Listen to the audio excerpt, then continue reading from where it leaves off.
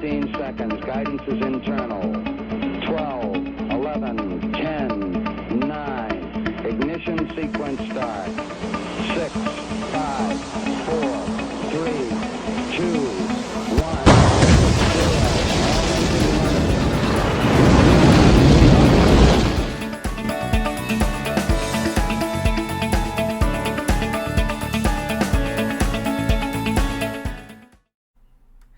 Welcome everyone to our Game Week 21 preview.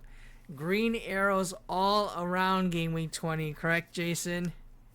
Yeah, big week here at Americans Talk FPL. Lots of green arrows going around. Hopefully you guys got them as well. Exactly. We are climbing up the ranks. Stay tuned, guys. We're going to give you a quick video here about our Game Week 21 preview. Jason's going to give out his recommendations and his checklist, so be on the lookout for that. But before we start, just want to quickly shout out Fantasy Football Scout Academy. Links in the description. All the statistics we use are going to be from there, an excellent source. Right, Jason? Absolutely. Got to use it every week. All right. We'll just quickly go into our teams. Personally, I have not made any decisions yet on what I want to do for Game Week 21, so I'll just quickly say I had an excellent green arrows in Game Week 20. You can see what that Man City defense that we're all about here brought to us. Bamford seems like he's someone on the chopping block, but also I might contemplate getting rid of some of my Arsenal assets as well. Jason, let's move on to your team, as I think you have a more concrete idea of how you're going to approach Game Week 21, correct? Yeah, I got the top 100K is right in my sights now, so it's time to focus in and get this. So first of all, I'm just going to say Ilkay Gundogan definitely came through huge for me. I hope you guys got him in as well. I was a little sad I got Souček out for him, who also had a brace, but you know, you can only have so many players, and I think going forward, Gundogan is the one to have.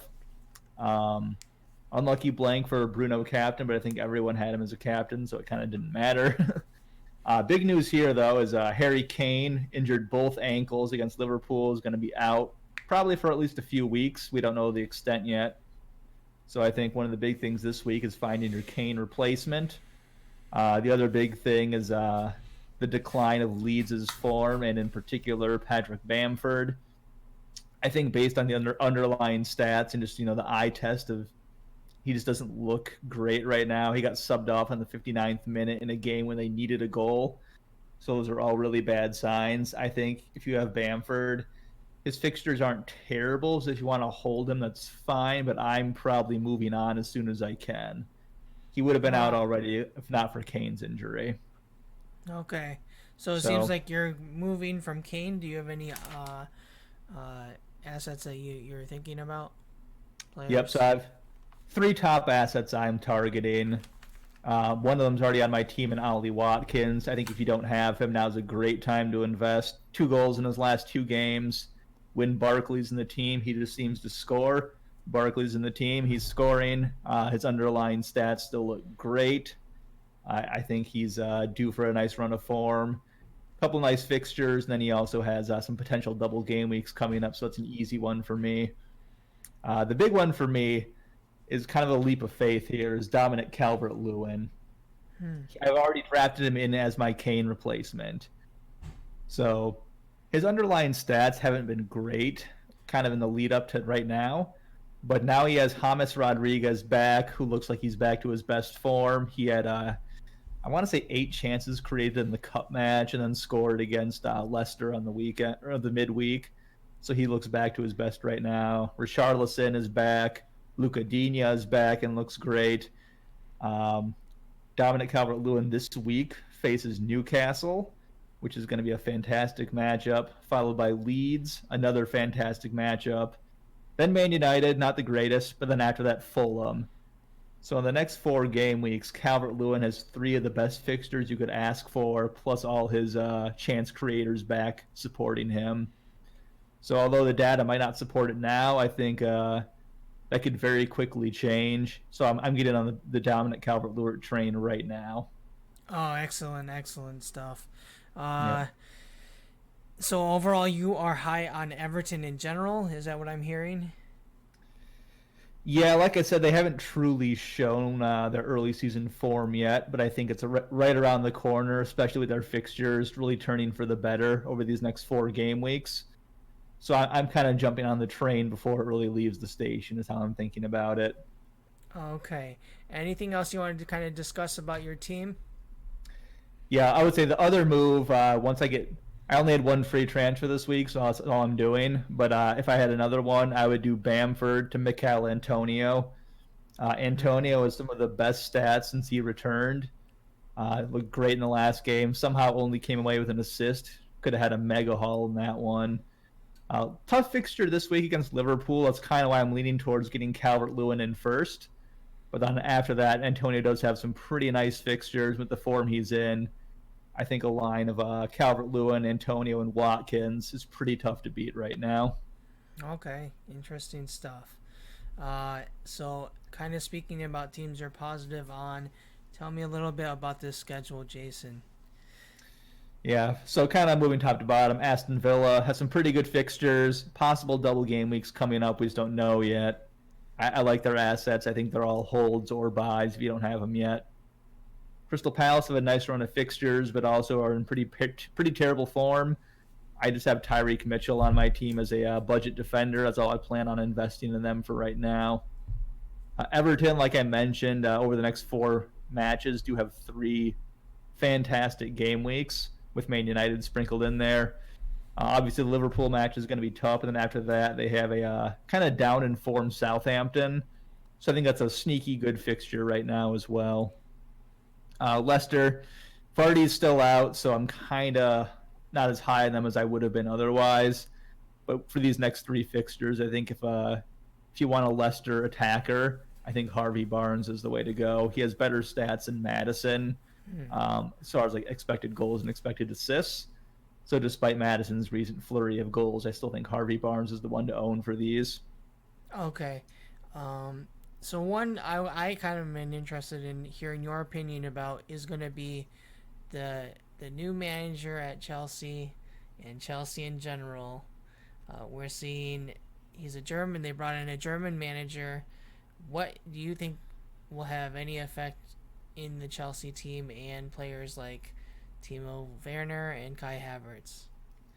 Yeah, it's tough to say so far just because he's only 1 match in. He already admitted, he didn't really get a proper chance to look at everyone in the build-up. But some of the interesting things I saw were that Chelsea really dominated possession in that match. He started Callum Hudson-Odoi, and he was probably Chelsea's best player just based on the eye test that I saw in that match.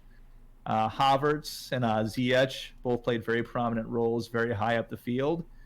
Although they both blanked and came away with no fantasy points, I think going forward they could both be very interesting. Then off the subs bench, both Pulisic and Mount both look very lively at the end of the game, so I think they're going to be pushing for some game time as well. Timo Werner obviously didn't play in the match. I think eventually Tuchel's going to try and get the best out of him. But for me, Chelsea's more of a wait and see at this point. I do think they'll get better as the season goes on, both probably defensively and offensively. I don't recall Wolves getting many chances at all in that match. Okay. Ben Chilwell kept getting forward very well as well. So I think he could still be a great target if you're looking at Chelsea's defense. All right. Speaking of wait and sees, let's move on to the watch list. Jason, I see you have some new additions here. Dominic Calvert-Lewin that you have just addressed. Any other players on this list? Other than that, fairly the same, correct? Yeah, I think it's pretty much the same other than Calvert-Lewin I added. Yeah, I think we already touched on most of these guys. I would just say for City against Sheffield, any of their attacking options are probably great. Gundogan's the best because Pep already said he's going to play. Took him off early in the last match to preserve him. So we have the guarantee there. That's good stuff. Okay. Jason, tell me about your Game Week 21 checklist. How do I get those green arrows? All right, I got 5 ways here for you. First one, we already touched on it. Look for your Kane and Bamford alternatives. We already talked about it. I'll mention it again. For me, Calvert-Lewin, Antonio, and Watkins are the three guys I'm really looking at right now. Number 2 kind of goes hand in hand with number 1. Hold or buy your Villa and West Ham assets. These are 2 teams with budget options who are in fantastic form and have some pretty good fixtures right now. West Ham's a little more hit and miss, but overall I would not be afraid of holding assets for either of these teams, especially given their friendly price points. 3, for Chelsea assets, I would just wait a little bit longer before I dive into that team. I want to see, what Tuchel's preferred lineup is eventually, who's going to be in the good positions. Is Havertz going to continue playing, as like a very advanced number 10? Because he looked pretty good in the match against Wolves. But for me, it's just too early to go in. I'm going to wait a little bit longer and then make a move after that if anyone really comes to the fore. 4th, I think with this match against Sheffield and then just City in general right now, a triple up is probably a good idea. For me, it's a double defense. I have Cancelo and Stones. And I think at his price point, I think he's at 5.7 as of right now. But Gundogan is performing like a 11 or 12 million mid right now. His underlying stats say, he's not exceeding what he should be doing by all that much. Add to that, he's still on penalties as well. I think he's the pick of the bunch personally for me. Very interesting. Very interesting. Yeah, and then 5th, who's the captain this week? I kind of see this as a case of more quantity over quality this week. A lot of pretty good options, but not too many standouts from the premiums. So the first one I'm listing is City in general. I'm going Gundogan as my captain personally. If you have Raheem Sterling, I think he'd be a great captain as well. Phil Foden as a differential wouldn't be terrible. Or if you want to go the defensive route, given City's clean sheet form and even especially Joao Cancelo now starting to deliver on his underlying stats, those are all great options. So for me, City occupy almost the first 3 or 4 slots for the captain pick this week. Wow. Okay, so you're very high City. Wait and see on Chelsea. High Everton. Now you have Son here. How do you think this injury to Kane is going to affect Son and Spurs attack? Traditionally, when Kane misses time, Son tends to play higher up, but he's already been kind of doing that this season with Kane dropping deeper to assist him more often. So I'm not sure how much his role is truly going to change. The big worry is that they might be more inefficient in getting him the ball in the counterattack without Kane there. But historically, he's performed very well without Kane. I think his expected goals are roughly the same, maybe a little bit higher even without Kane in the team. His expected assists do go down a bit without Kane, but overall it's kind of a net neutral, I would think. Okay. All right. So these are our final kind of recommendations. It seems like no changes on your end. Is that correct, Jason? No, I added Antonio and Gundogan to my list. Oh.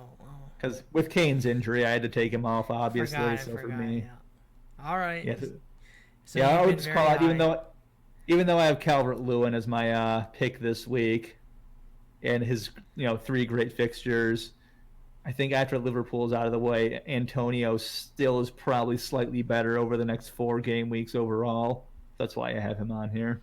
Okay. Well, for me, no real changes from game week 20. Like already forewarned, I still have yet to do my due diligent research on game week 21. But overall, I think Son will be excellent even without Kane. They have a good schedule, and I'm not going to get off the Son bandwagon just yet. Yeah, same here. All right. Finally, just kind of our league. Shout out to all the top 3. They're all highly ranked guys. I believe Phil's probably in the top 20K, correct? Something like that. Yeah, last I checked, I think he was top 10K. And it looks like we have a huge riser here at number 6. Not quite sure how to pronounce any of this. Abigazi. Congrats, man. All right. And obviously I'm out of the top 10 right now, unfortunately. Right now or permanently? Oh, man. Let's see.